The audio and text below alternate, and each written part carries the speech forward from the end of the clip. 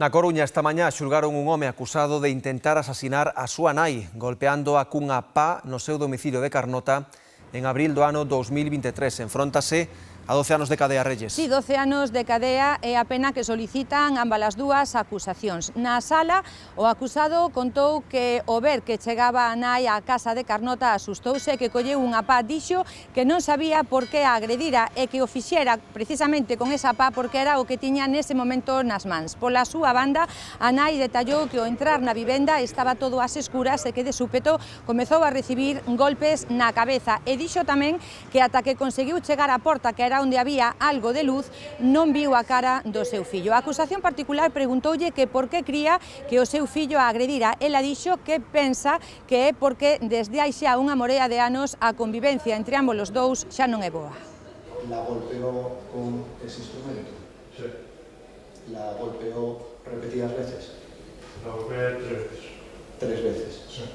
¿Por qué golpea? ¿Cuál es la razón de que usted golpea a su madre? ¿A qué respondió a eso? Pues no lo sé. ¿Por qué la golpeó con ese objeto y no con las manos desnudas? Fue el susto, fue lo que tenía en mano y pues no sé.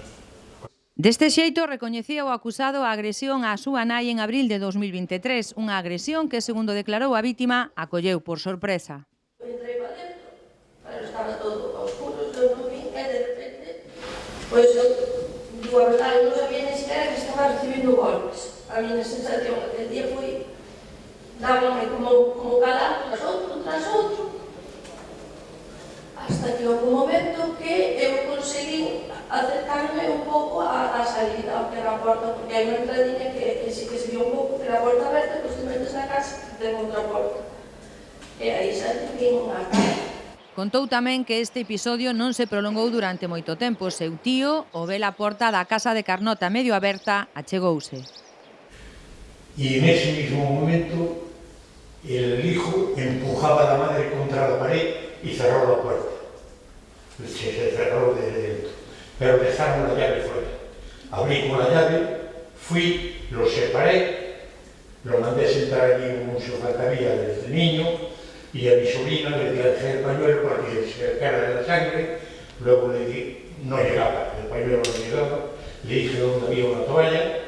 Na vista declararon tamén dous peritos. Aclararon que as persoas con trastorno disocial, como é o caso do procesado, saben diferenciar o ben do mal e explicaron que as lesións que presentaba a vítima por si mesmas non lle causarían a morte.